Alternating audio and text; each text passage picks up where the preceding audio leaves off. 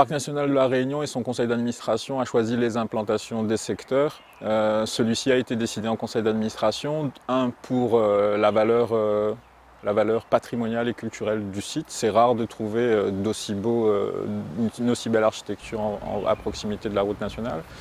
Le deuxième objectif, c'est d'installer ces bureaux, mais aussi ces locaux techniques pour les besoins du personnel, mais aussi les besoins fonctionnels du parc.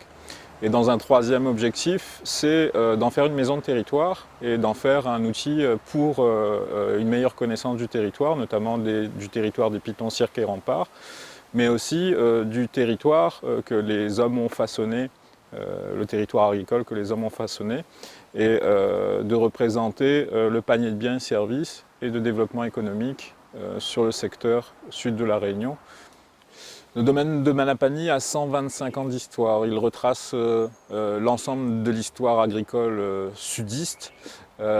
C'est un patrimoine architectural, mais c'est aussi un patrimoine familial. Ici, il y a une histoire de famille qui reflète les grandes familles du Sud et toutes les activités agricoles en lien.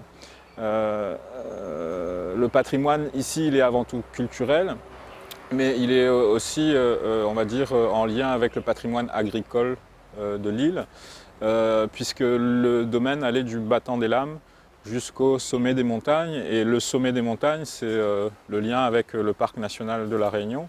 Et c'est en fait la façon dont cette famille a façonné le paysage agricole jusqu'à arriver aux forêts qui persistent encore, notamment dans les hauts de la forêt de la Mare à Petite-Île. Donc ce domaine allait du battant des Lames au sommet des montagnes, mais il représente réellement l'histoire agricole sudiste de l'île.